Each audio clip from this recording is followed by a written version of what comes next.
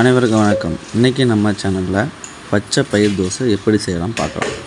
ஒரு நாளுக்கு முன்னாடியே நைட்டு காலையில் பிரேக்ஃபாஸ்ட் செய்கிறதுக்கு நைட்டே ஒரு 1/4 கிலோ பச்சரிசியும் அதுக்கு சம அளவு பச்சை பயிரையும் 1 ஸ்பூன் வெந்தயத்தையும் ஊற வச்சுட்டேன் நல்லா.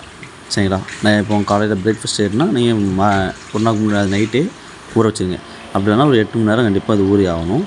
சரிங்களா? நான் சம அளவு எடுத்துருக்கேன் எல்லாமே. இது நீங்கள் உங்களுக்கு தேவைக்கு அரிசி கம்மி ஆட் பண்ணிவிட்டு பச்சை பயிர் கூட போட்டுக்கலாம்.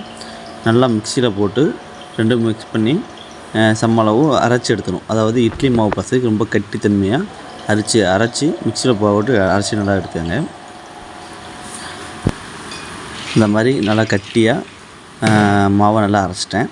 ஏன்னா ஃபஸ்ட்டு நம்ம அரைச்சி எடுத்துகிட்டு அப்புறம் நம்ம தேவைக்கு தகுந்தாப்பில் இதை யூஸ் பண்ணிக்கலாம். நம்ம இதை பிடிக்கிறதுக்காக ஊற வைக்கவோ அல்லது கொஞ்ச நாள் கழிச்சு சுடவோ இல்லை. உடனே இதை சுடலாம். சரிங்களா? இந்த மாதிரி நான் கொஞ்சோண்டு எனக்கு தேவைக்கு மட்டும் அரைச்சி எடுத்துகிட்டு அப்புறம் கொஞ்சோண்டு தோசைக்கு ப்ரிப்பேர் பண்ணி மாவை நல்லா கலக்கி தோசை மாதிரி எடுத்துக்கிறேன். தோசைக்கல்லை காய வச்சுக்கலாம். தோசைக்கல்லை நல்லா காய வச்சுட்டு அதில் ஒரு கரண்டி மாவு நல்லா ஊற்றிட்டேன். மாவு நல்லா ஊற்றின பிறகு அதை சுற்றி ஒரே ஒரு டீஸ்பூன் அளவு எண்ணெய் ஊற்றிக்காங்க. நல்லெண்ணெய் சேர்க்குறது ரொம்பவே ருசியாக இருக்கும். சரிங்களா?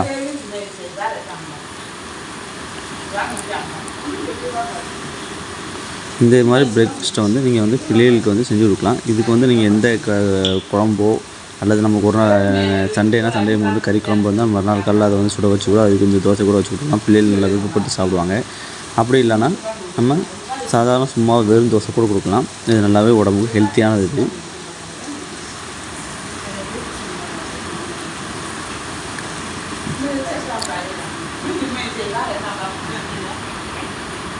நான் இந்த பிரேக்ஃபாஸ்ட்டுக்கு நல்லா வெங்காய சட்னி நல்லா பண்ணி சாப்பிட்லான்னு இருக்கேன்.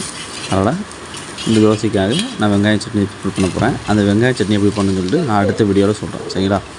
இந்த மாதிரி பச்சை பயிர் தோசை நான் ரெடி ஆகிட்டு இப்போ பயிர் நான் அதிகமாக போட்டிருந்தால் எனக்கு பச்சை பயிர் தோசை பச்சை பச்சைன்னு இருக்கும். இப்போ எனக்கு ஒரு நார்மல் கலரில் தான் இருக்குது. இது டேஸ்ட் நல்லா இருக்குது, முறுமுறுன்னு இருக்குது.